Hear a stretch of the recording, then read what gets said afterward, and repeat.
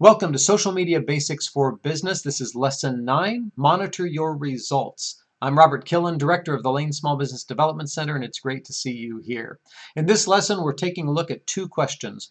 What am I supposed to be monitoring? What results am I supposed to be keeping track of? And can those metrics lead me astray?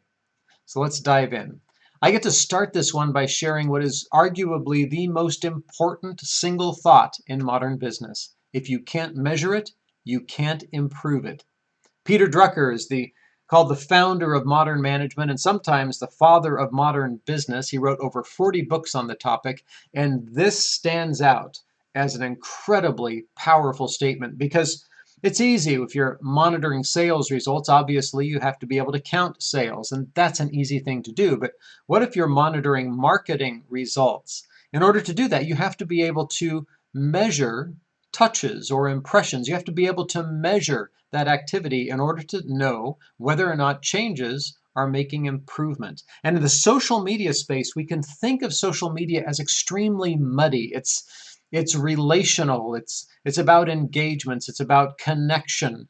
And yet, there are lots of metrics within the social media space that you can use to improve your results. So let's look at what those should be. There are actually 4 different buckets that I'm going to talk about today. The first one are engagement metrics, and these are the basic ones. These are the ones that you already know about. Likes, comments, shares, and mention. Likes, comments, and shares, I'm sure you're aware of.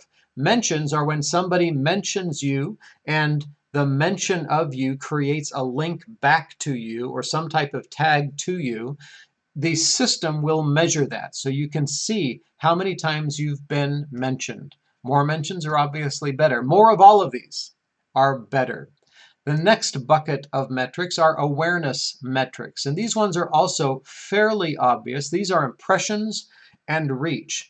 And while there is a difference between the two, impressions are how many times your content has been placed on somebody's feed so that they could see it, and reach is the number of actual people, individual people that it's touched. However, that definition is only general, and every channel treats impressions and reach somewhat differently. So don't fret over the specific definition. Just know you want impressions and reach to go up over time. And over time, you'll be able to compare impressions and reach from one to another to see which content is actually delivering better results. The next bucket are customer care metrics. We talked about this a little bit before, but I want to talk about it a little bit deeper here. I've actually created a link in the content below, in the notes below, to an excellent article from Sprout Social on this topic that I recommend that you read. But here's the thing. There's huge opportunity here in response rate and response time. One would think that you would respond to everybody, right? And consumers generally think that. In a study done, 40% of consumers in social media felt that a business should respond to their question within 1 hour. That's pretty quick. 79% said within a day, 24 hours. So 4 out of 5 people think that a business should be able to respond to their query within 1 day. That is a pretty high expectation. It seems reasonable, and yet the best industries, the most successful industries in response rate and response time are only responding at all to 29% of their queries. 29% of the questions posed are getting answered, and the remaining 71% are ignored. That's a huge opportunity for you. If you think about this, you have the opportunity to completely outperform your industry because it doesn't take much, especially when you're getting started, to answer every question, respond to every mention. If you do that, you will quickly stand out within your industry because industries by and large are failing. So again, a huge opportunity with response rate and response time. Response rate is the number of responses that you give, the number of questions that you respond to as a percentage of the total. You want that to be close to 100. Response time refers to the average amount of time it takes you to get back to them. So again, these can be very powerful for you. And the final metric bucket, ROI. return on investment. And these metrics are not tracked within the social media channels themselves. They would be tracked externally by your website analytics, by Google Analytics, or whatever analytics you have set up to monitor what's happening in your website. And these are referrals and conversions. Referrals are the number of times somebody lands back on your website and they were directed there from your social media page, from Facebook, from Instagram. That's a referral to a website.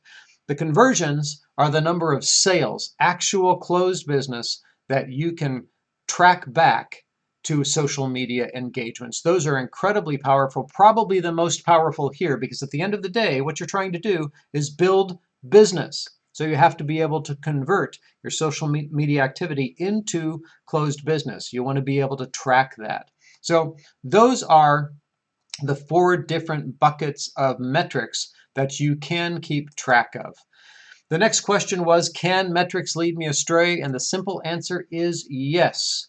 Be wary of vanity metrics. Now, there's actually nothing, there is no vanity metrics. All of the metrics that I just listed can be of value, but you have to recognize that it can be very tempting to build out a social media presence that optimizes likes, that generates a huge amount of likes, or huge amount of comments, a huge amount of shares even, but that doesn't lead to results. It doesn't lead to increased sales. So you have to ensure that as you are monitoring your metrics, you are monitoring them with a focus on results. You established your goals early on. Whatever your goals are for your social media pages, that should be ultimately what is growing.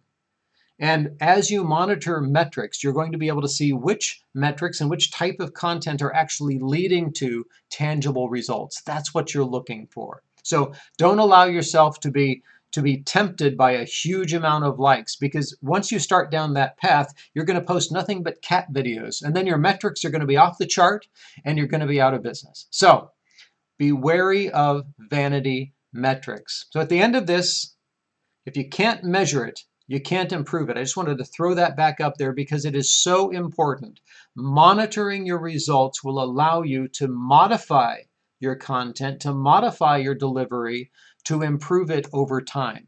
So monitor, and then you've got success on the way. So that's the end of the video for lesson 9.